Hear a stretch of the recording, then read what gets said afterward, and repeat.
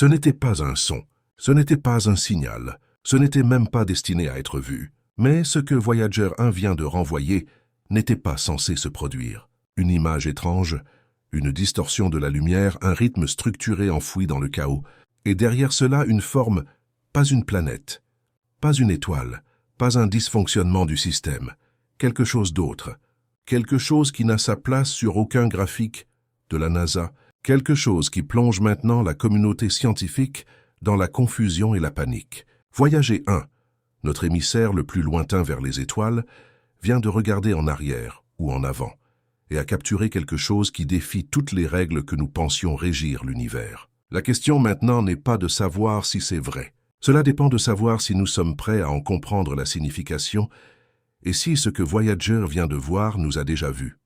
Lancé en 1977, alors que la musique disco résonnait dans les radios de la Terre et que les consoles Atari trônaient sous les sapins de Noël, Voyager 1 emportait avec lui non seulement des instruments et des capteurs, mais aussi l'espoir de l'humanité. Un disque d'or encapsulait cet espoir. Il n'était jamais censé s'arrêter. Il était conçu pour avancer, pour dépasser Saturne au-delà de la bulle protectrice du Soleil et dans l'immense inconnu. Et c'est exactement ce qu'il a fait. Voyager 1 a traversé l'héliosphère en 2012, pénétrant dans le milieu interstellaire où aucun objet fabriqué par l'homme n'avait jamais voyagé. Mais ces derniers mois, quelque chose a changé. Des distorsions subtiles dans sa télémétrie ont commencé à apparaître. Pas des parasites, pas du silence, mais des impulsions, des motifs, des anomalies, avec une fréquence et un rythme. Le réseau de communication spatiale profonde de la NASA a été le premier à le repérer, enfoui dans des journaux de données qui ne montraient normalement que des lectures de rayonnement de routine et des variations de champs magnétiques. Quelque chose intégré dans le bruit se répétait, trop ordonné pour être ignoré et trop discret pour être écarté. Et puis un jour, ce que Voyager a envoyé n'était pas seulement des chiffres, c'était visuel. Une transmission floue et erratique ressemblant à une image, mais de quoi personne ne pouvait le dire. Au début, la transmission a été écartée comme une possible erreur des sous-systèmes défaillants de Voyager. Après tout, le vaisseau spatial a près de 50 ans, fonctionnant avec un ordinateur plus faible qu'une calculatrice contemporaine. Cependant, les experts ont remarqué quelque chose de profondément troublant. L'image n'était pas aléatoire. Elle se répétait, pas de manière identique, mais avec une structure. Elle ressemblait à une spirale enveloppée dans des interférences magnétiques, entourée d'un halo de fluctuations d'énergie qui reflétait des constantes physiques connues, mais presque déformées, comme si elles étaient réfractées à travers quelque chose. Le docteur Kendra Malik, du Jet Propulsion Laboratory de la NASA, l'a dit le mieux. C'est comme si les données essayaient d'encoder quelque chose qui ne devrait pas exister à cette distance. L'image, lorsqu'elle a été passée par des filtres avancés, montrait un contour, faible mais distinct, une silhouette aux angles trop précis pour être naturelle, mais trop chaotique pour être artificielle au sens humain. La panique n'a pas commencé lorsque l'image a été vue pour la première fois. Elle a commencé lorsque les scientifiques ont réalisé que la forme ne correspondait à rien dans leur catalogue, mais faisait écho à quelque chose de plus ancien. Des pétroglyphes anciens trouvés à travers les cultures, des spirales, des motifs rayonnants, des échos de contact, coïncidences ou mémoires enfouies dans notre esprit collectif. Les murmures ont commencé dans des pièces sombres, entre astrophysiciens qui juraient de rester dans les limites de la science, mais qui se sont retrouvés à glisser dans la métaphysique. Si Voyager 1 capturait réellement quelque chose de plus que des données, si cette image était une véritable représentation d'une structure, alors quel type de structure existe à 24 milliards de kilomètres de la Terre, dans une région de l'espace présumée vide? Certains ont supposé qu'il pourrait s'agir d'une poche dense de matière noire déformant les champs électromagnétiques.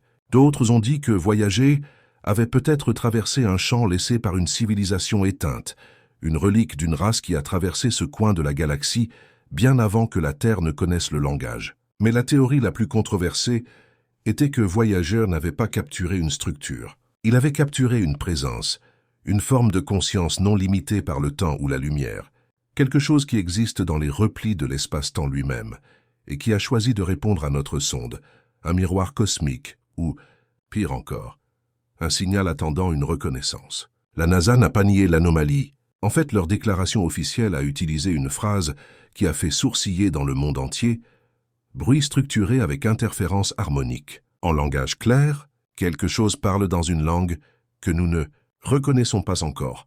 La possibilité la plus stupéfiante est venue d'un groupe de physiciens théoriciens analysant les oscillations magnétiques dans l'image. Ils ont remarqué une variance récurrente qui ressemblait non seulement à des fréquences naturelles, mais aussi à la signature de désintégration atomique utilisée dans nos propres vaisseaux spatiaux. Cela signifiait, d'une manière ou d'une autre, que l'image envoyée par Voyager pourrait ne pas être seulement externe.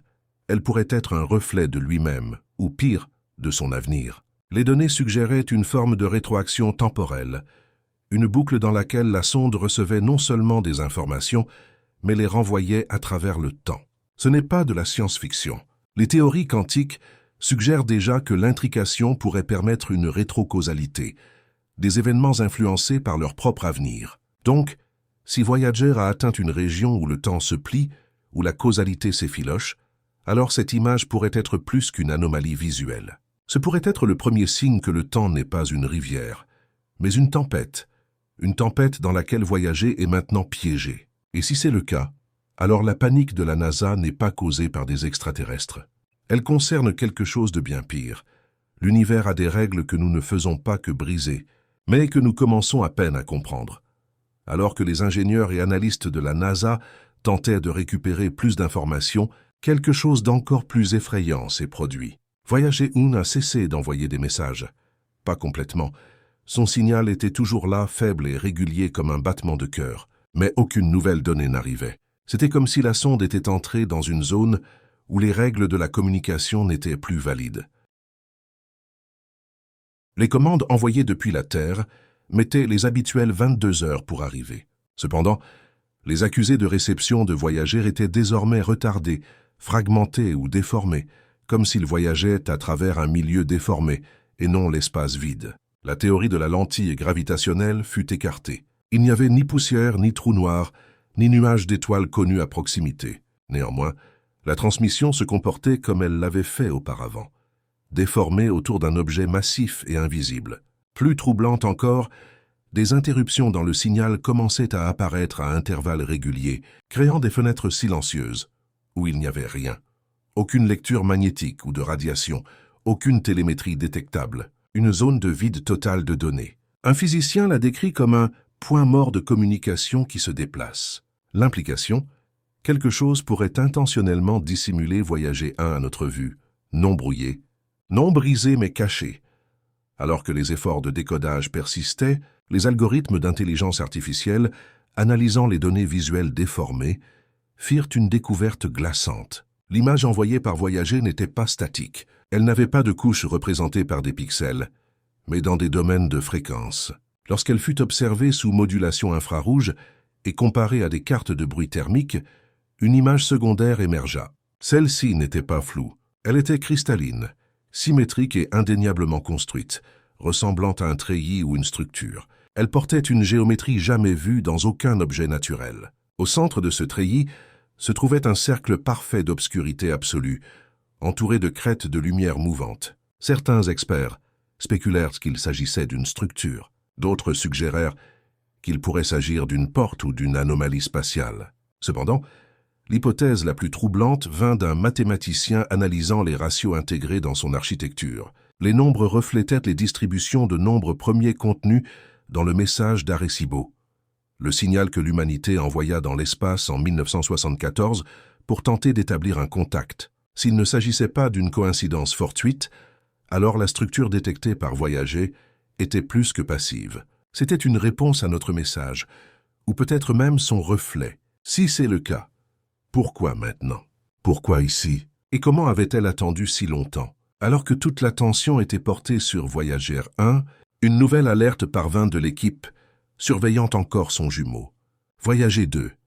Bien que séparés par des milliards de kilomètres, les deux sondes partagent une architecture, des protocoles de communication et un calendrier similaire. Et pourtant, au moment précis où les signaux de Voyager 1 commencèrent à montrer des anomalies, Voyager 2 détecta une légère mais mesurable augmentation du rayonnement de fond, suivie d'une brève fluctuation dans son capteur de champ magnétique, une fluctuation correspondant à la même structure que la forme d'onde de l'image de Voyager 1. Statistiquement, cela était presque impossible. Les sondes suivent des trajectoires différentes, se déplaçant dans des directions opposées, dans des zones totalement distinctes de l'espace interstellaire. Mais la perturbation était réelle et synchronisée. Cela signifiait que le phénomène rencontré par Voyager 1 n'était pas localisé. Il était soit interconnecté à travers l'espace, soit répondait simultanément aux deux sondes, quelque chose de plus grand, répandu dans le vide, une toile, une grille ou, comme un analyste du JPL osa murmurer à huis clos, un filet. Si ces anomalies font partie d'un cadre plus vaste, cela soulève une question effrayante.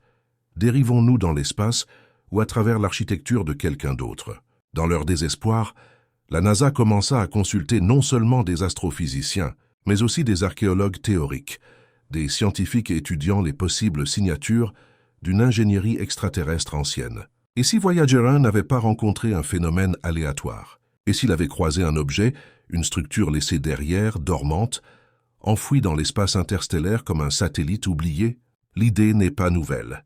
Le paradoxe de Fermi a longtemps spéculé que si une vie intelligente existait, elle pourrait laisser derrière elle des technologies passives, des balises, des moniteurs, voire des pièges. Actuellement, certains chercheurs pensent que ce que Voyager 1 a vu n'était ni un signal, ni une structure, ni même une présence, mais un dispositif, quelque chose de si ancien et si loin de notre compréhension que son simple identification semble un blasphème. Une relique technologique qui répond aux sondes intelligentes, comme une caméra de sécurité réagit au mouvement, un gardien, ni agressif ni hostile, mais simplement observant, attendant.